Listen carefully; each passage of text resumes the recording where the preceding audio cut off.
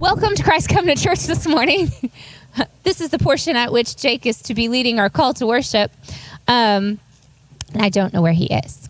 So I want to say that this morning is to be all about this idea of building God's kingdom on earth. We've got a couple of different extraordinary women coming to talk to us. One of them is coming to talk to us about another extraordinary woman. Man, isn't it fun to serve God's kingdom? As we just sang and as we're about to hear, our full life is not just intended for eternity. It is also intended for the influence that we have right here in this place. Many of you have influenced my life greatly, the lives of my children. This morning is going to be all about the ripple effects. Jake is going to come and lead us in some prayer time now. Carolyn is the epitome of a faithful servant. She served faithfully in our public education system for right around 40 years. And when she retired, she still is remaining faithful. She's doing some ESL education for adults in our community. And so she's still serving in that way. She and Bobby served faithfully in this congregation for a decade or more, and are now serving faithfully with a congregation down the street at Praise. But of course, her main claim to fame is that she's Patsy's daughter. So we all understand the order of things there.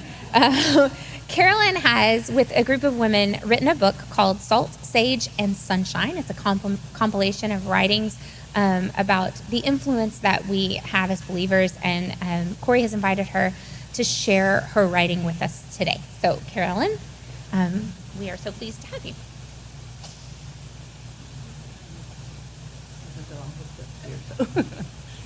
Good morning. Yes, this is a privilege to come and honor my mom. Retirement for me has been boring. I was telling Debbie this morning, it's been boring. And so I have a good friend named Edna who said, you just need to get disciplined. You need to start writing seriously and publishing. And I tried it.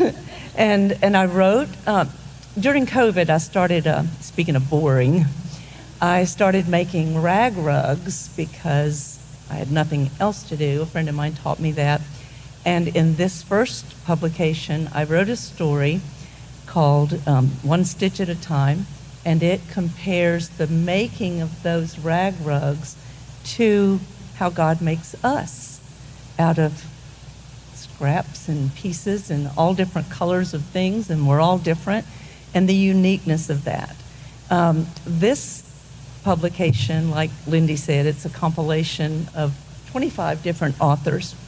In this, we were challenged to write about a spiritual mother. And so I'm going to read to you, Never Too Old.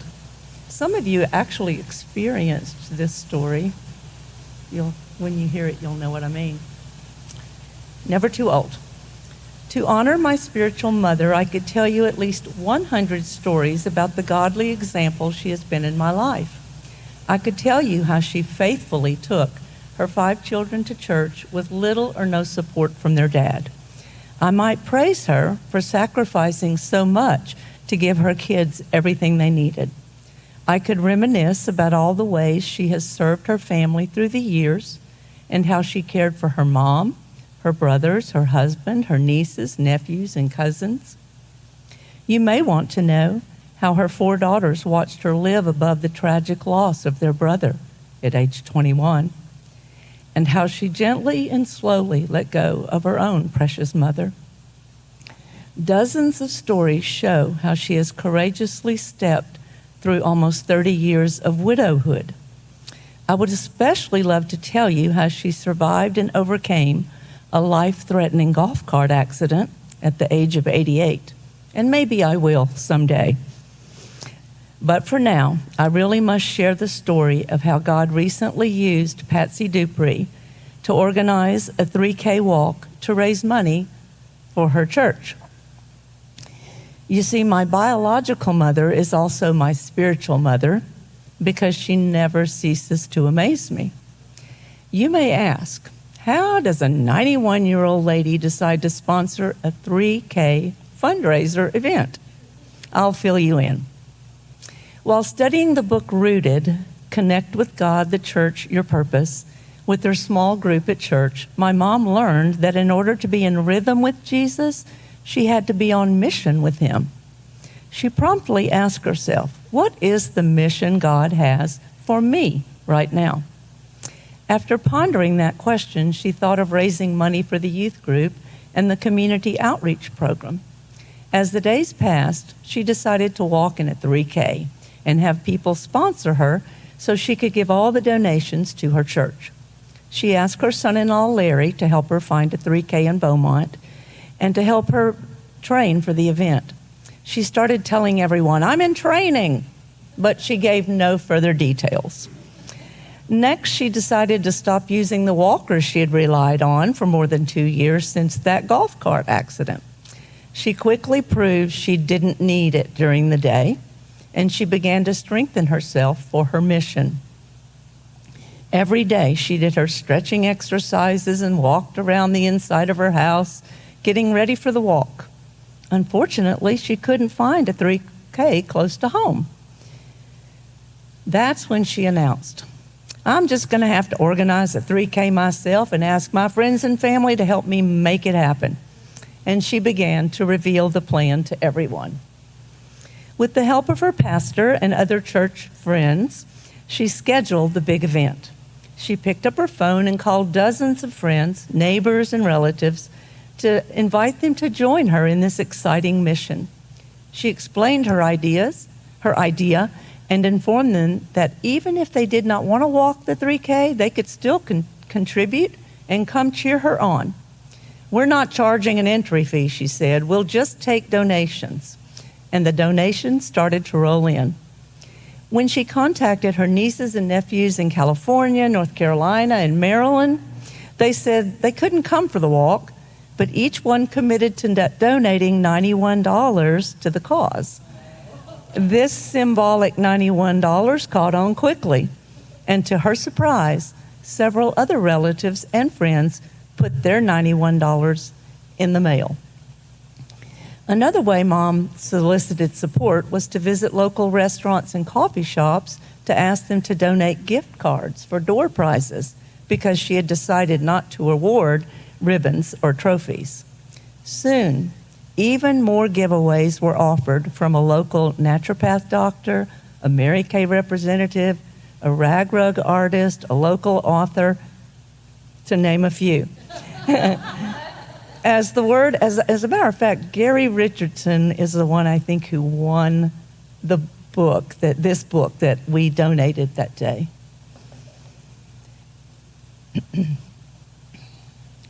So soon, even more giveaways. I got that. As the word of the event spread, many individuals and companies made generous donations. Details were coming together, and my mom's excitement grew every day.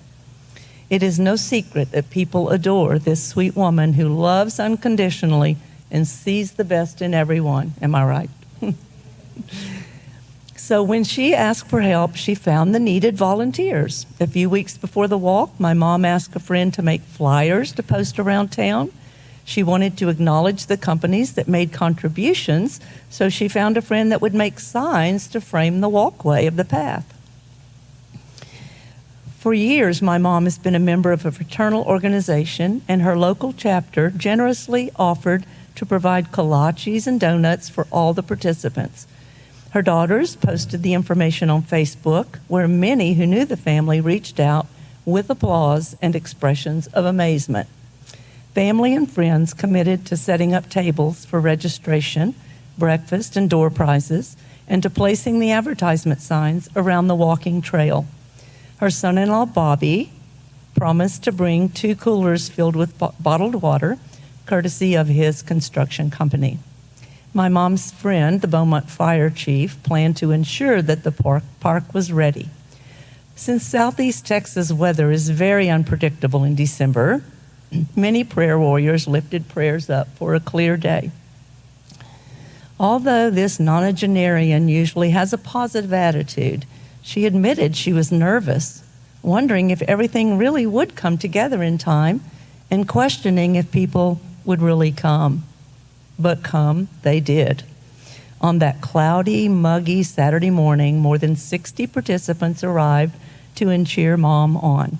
Some walked, others just watched, many took photos, and all enjoyed celebrating my mom's successful mission. And what a special surprise when one of her high school classmates showed up to encourage her. When the donations totaled more than $3,000, we all applauded and learned some valuable lessons. My mom's courage to put into practice what she learned from the book Rooted rewarded us with 3 lessons. We're never too old to learn. We're never too old to let God use us for his glory. And we have to apply what we learn in order to become fearless influencers and make a difference in this world. Mom's greatest spiritual gift is her servant's heart. At the age of 91, she let the challenge of walking in rhythm with Jesus motivate her to find and carry out a mission. I hope her extraordinary example of what a rooted life can accomplish will encourage you to look for ways that you too can become a fearless influencer.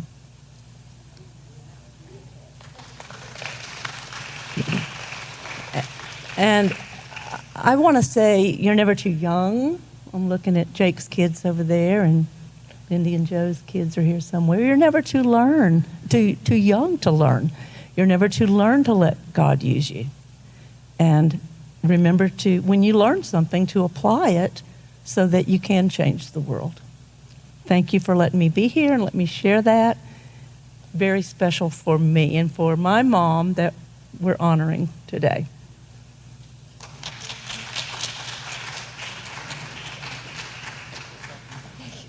Okay. Ripple effects seems to be kind of the running theme this morning. I think many of us, while we would not have written it quite so eloquently, could share similar stories about the influence that Patsy has played in our life. And probably there are multiple people out there that could then write, probably not quite as eloquently, about the impact that Carolyn has had in their lives. And maybe someday that someone will be writing about the impact that those people had in their lives. Ripple effects have guided a lot of what I've said yes to as a follower of Jesus over the years. The ripple effects that I know of from my years in student and children's ministry are more than enough to overflow my over-emotional heart sometimes. And the ones that I don't know about would undoubtedly send me right over the edge. And I think it's important to point out that the influence of those that, at least in my time here at Christ Covenant Church, that have not ever volunteered to lead a class on Sunday morning or hang out all night at a lock-in or go on a trip to church camp has also been immeasurable. One such example is, of course, the walk that Patsy hosted this year. That walk is fully funding our trip to youth camps this summer for both our middle school and our high school. As a mom and as a youth leader, I am so thankful for the opportunity that these kids will have because of your faithfulness. Another example of that kind of faithfulness, it doesn't have to be the most obvious yes. Sometimes it's behind the scenes things that make the biggest difference in the lives of teenagers and children. There is not a single year that has gone by when we've gone to church camps that the other churches have not been blown away by our prayer partner program. Every year, one of you individually partners up with a camper or a sponsor for our middle school and high school camps, and you send little encouragements that they open each day, and they get so excited about the dumbest stuff. Let's just be honest. I'm there too, and I get excited about the really dumb stuff. Like, you give me something funny to wear on my head that day, that is fantastic. But the other churches are just floored by what a supportive little community we have built here. We would like to continue that this year. The sign-up sheet is out there. We have 1 week in June where we're sending Corey and a couple middle school students to Tanglewood. And then Jake and Carrie and I will be taking the high school group to Denton for CIY Move again this year. So if you'd like to choose a camper, get them a little bit of encouragement and commit to pray for them each day that they are at camp, that's another way that you can just increase these ripple effects. The things that happen, many of you have experienced some of those things at a church camp over the summer as a youth or a child, and we'll never know the ripple effects from that. But we do want to thank Patsy that we're able to fully fund that this summer, and would ask for you guys to come on board the work that God is doing there and sign up to be a prayer partner for one of those kids or sponsors. We're going to continue our teaching time today. Jerry Howard has graciously agreed to share some thoughts on Mark chapter 4, a little different kind of ripple effect, if you will. But would you come and share with us, Jerry? I want to thank you so much for being here. The camp that you're talking about, my grandson was saved at that camp. That's what got me to this church. I was in need. I had lost my husband, and I was in need, and I needed a backbone again, a voice. So here's my voice. I have not spoken in front of people in a very long time, but I'm going to attempt to do it this morning. First of all, I want to thank Jesus for having me up here.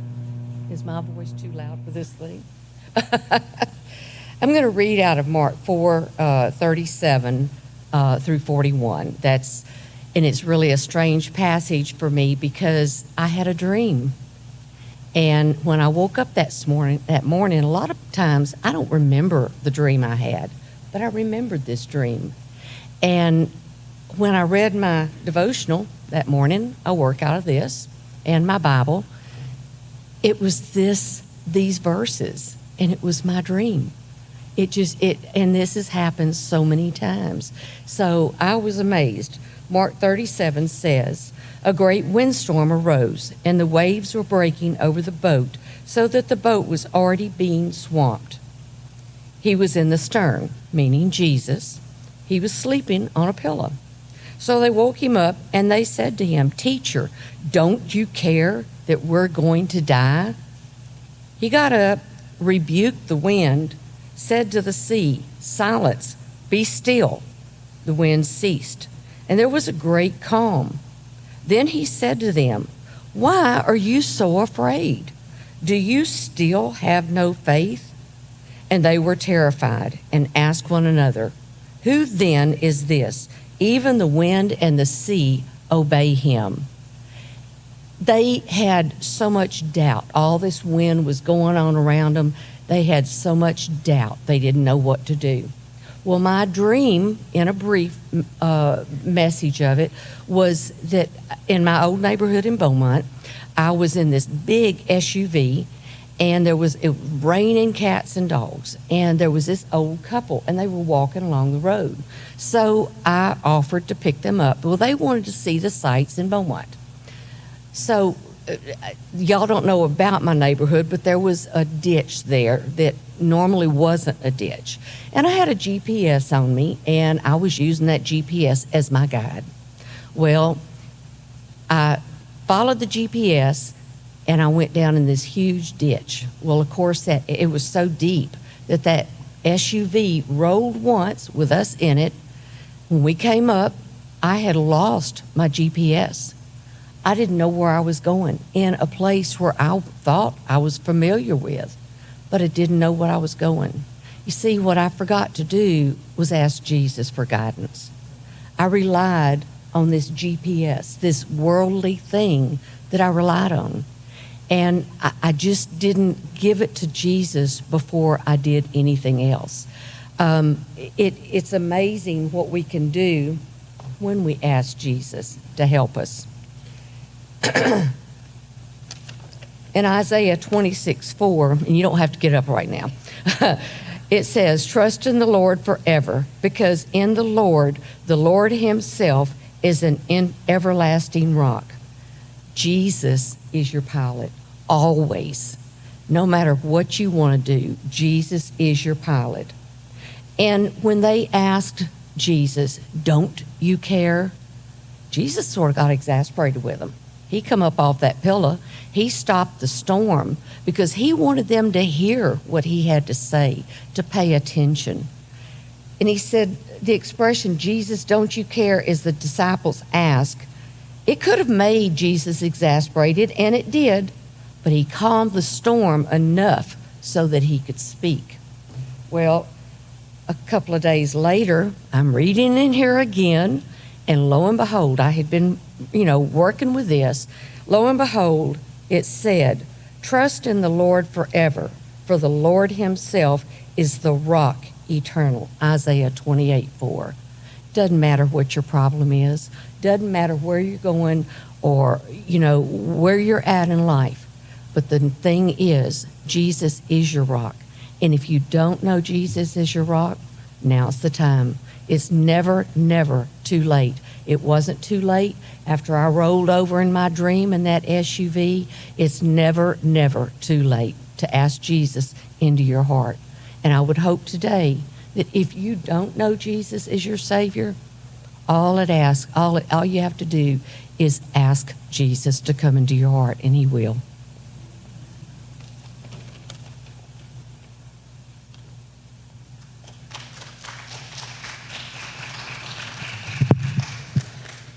As our musicians make their way on to the stage, just wanted to share one more thought as these ladies are sharing about this idea of being fearless influencers. I am a person of fear. I think I actually preached a sermon about that a few months ago. Please don't think that if you feel fearful, that means you can't be faithful. When we say, I don't know that Peter stepped out of the boat feeling completely void of fear. In fact, you see a few verses later that he certainly had fear. I don't know that I've ever said yes to anything Jesus was calling me to, where I didn't still feel tentative and unsure. The kind of fear that we're asking you to be fearless in is the kind of fear that stops you from saying yes. We are all humans, and that is a part of who we are. It is a part of the fallen world that we live in, that we are going to feel anxious about things from time to time, or maybe if you're a little like me, all of the times. But when that fear overcomes your faithfulness, then you have a problem. So we're going to sing this song, I Will Follow. And that doesn't mean I will follow when I don't feel afraid. It means I will follow anyway, okay? So will you stand and will you sing?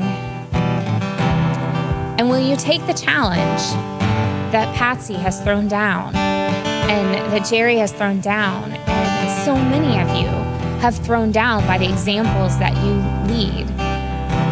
Those of you who've thrown down those examples, you're not done yet. Keep throwing them down. There is a generation watching you. I see them in my classroom every day, and they want to change the world for the better. They really do. Don't believe what social media tells you about this generation. But they need faithful followers to watch and to learn from.